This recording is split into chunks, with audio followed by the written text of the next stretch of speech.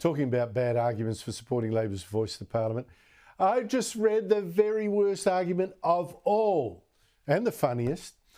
It's from Professor Bruce Pascoe, author of the best-selling book Dark Emu, who's now written an article defending the voice for the far-left website Crikey, which would be ashamed of itself. And Crikey sells the article like this: society used to respect experts. Bruce Pascoe on the voice, treaty and sovereignty. The Ewan, Bunurong and Tasmanian writer, Tasmania Aboriginal I mean, says we need to listen to experts like voice architect Megan Davis, not the arguments of the huckster. Huckster? I mean, don't listen to hucksters, says this white fake who falsely claims to belong to 3 Aboriginal tribes when he actually doesn't have one single Aboriginal ancestor listed in his genealogy. And as I ask, who is the huckster here?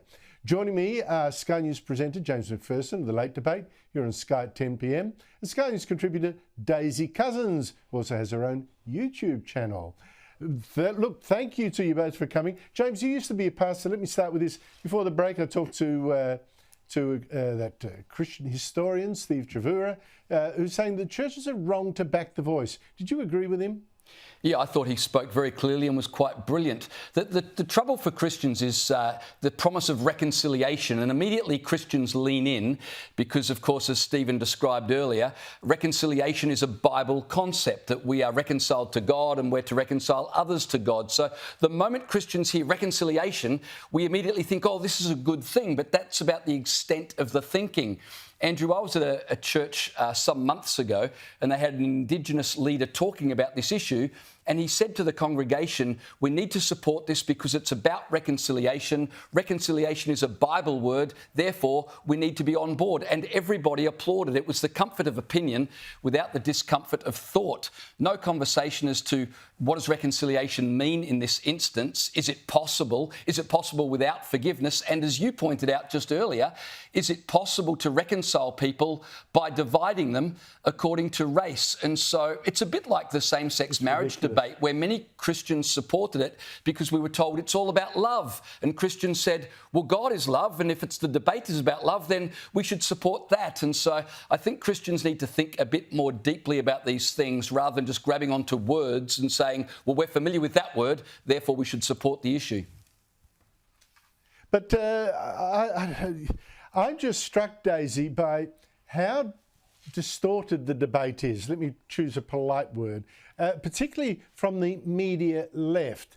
Particularly when it comes to race politics as well. You know, that's one issue where it doesn't seem to be able to tell things as they are. That Crikey can still refer to Bruce Pascoe as an Aborigine and blast hucksters against the voice. How can anyone trust anything else that Crikey says on this issue of the voice when it sells Pascoe as an Aborigine?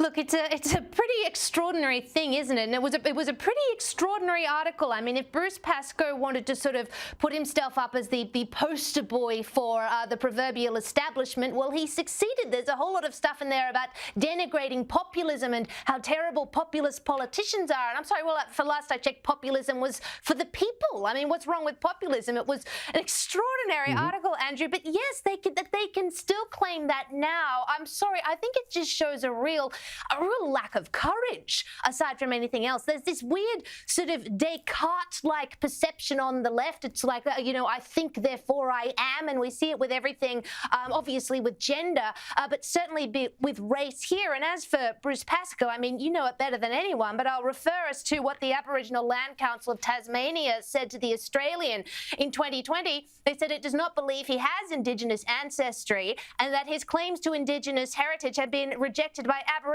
people in 3 states. So maybe Crikey should do a little bit more backgrounding before it says these things. I know. How can you trust them to say anything correct on the voice if they can't even spot that this white guy in front of them isn't Aboriginal? I mean, it's just so plain to me. And what does it say? There's no test for Aboriginality for people going on The Voice. That's going to be really interesting. Can you imagine Bruce Pascoe on The Voice? James, something that Daisy raised drew my attention to, but let me give you the first bite at it. Until now, King Charles, he has kept his word, I praise him for it, to stop being an activist now that he's king, stop playing politics. That seems now to have ended. Now, the King yesterday helped London's Lord Mayor launch a doomsday clock warning that we only have 6 years and 24 days, 23 now, to save ourselves from terrible global warming. Okay, he was a bit standoffish. He didn't actually push the clock himself. He left the mayor to do that, but he was there. He was drawing attention to it. Is this too much? Well, I mean, the first problem King Charles has got is that in 2009, he said we had, 8 years left? And then he reappraised that 6 years later and said we've got another 35 years left. And now here he is saying we've got 6 days and 6 years and 24 days left. So he keeps changing his mind. But the big problem for King Charles is that politicians are increasingly imposing authoritarian restrictions on the population. They're making us less free. They're making us less prosperous. And so here we've got a king associating himself with the impoverishment of the population. We're socially poorer, we're economically poorer. The second problem King Charles has got is that the environmental movement has been overtaken by socialists, by Marxists. Well, they are not his friends. They are anti-capitalism, they're anti-Western civilization, they're anti-freedoms. And so after they've used King Charles up, they'll be coming for him. What do you make of it, Daisy? I think he's broken his word. I'm really disappointed, Andrew, to be honest with you. And I agree with you. It is like he's broken his word. I mean, I really, I have such high hopes for King Charles as king. I think he had the most perfect mentor, obviously, in his mother, Queen Elizabeth II.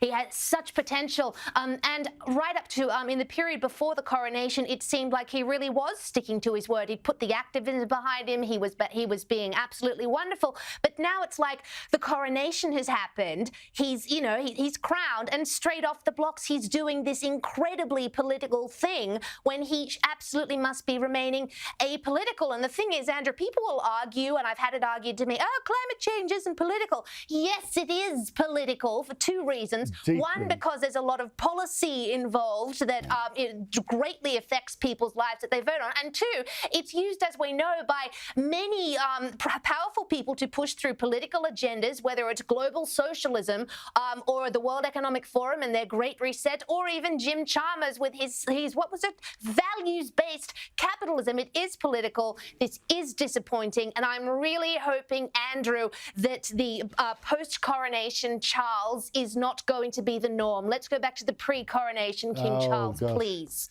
We shall see. I think he got encouraged when his horse won at Royal Ascot. James, there are actually two issues today where the left field's excused telling untruths and bullying people. One is race politics, as we've discussed. The other is global warming. In Britain, as in Australia, global warming protests, they seem to feel entitled to block traffic. Police don't move them. They disrupted the World Snooker Championship by jumping on tables, throwing orange powder around. But when two more global warming activists tried to do the same thing at their pitch at Lord's at the second test last night against Australia, the players, including David Warner, took them on, never mind the police, took them on to protect the wicket. England wicketkeeper Johnny Bairstow, very impressive, carried one of the protesters all the way back to the boundary. The thing is, these protests really do invite now a physical retaliation, don't they? Yeah, and we're increasingly seeing that. I mean, the Just Stop Oil protests, particularly in the UK now, you regularly can watch videos of those protests where you've got motorists getting out of their vehicles and physically removing by the scruff of the neck protesters from the roads. And if you read the comments on those videos online, overwhelmingly people are very supportive of motorists and passers-by becoming physical with these protesters. I saw one video, Andrew, where the protesters, they're blocking the road and they're on their mobile phones calling for help from the police to protect them from angered motorists.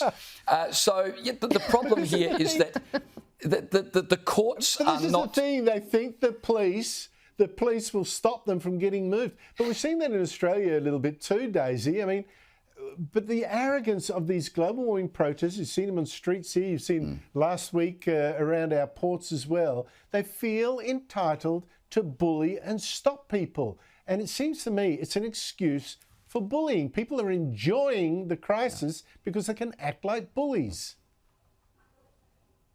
Well, exactly. And this kind of activism, Andrew, I mean, it's so fake, because the thing about these types of protests is nobody actually likes them. They have a very, very small amount of support. The public doesn't like them because they're annoying. So they're not actually doing anything to advance their cause or to generate sympathy for their cause. If anything, they're doing the opposite. They must know that, surely, by the public reaction. So why are they doing it, Andrew? As you say, it gives them a chance to bully. It gives them a purpose, because perhaps their lives are very purposeless. It gives them something to do. I just think perhaps they should get a hobby and a job rather than being detrimental to their cause in such an aggressive, stupid way. Daisy, good point. Sorry to rush you up. Got to go. That's it from us. Daisy Cousens, James McPherson, thank you.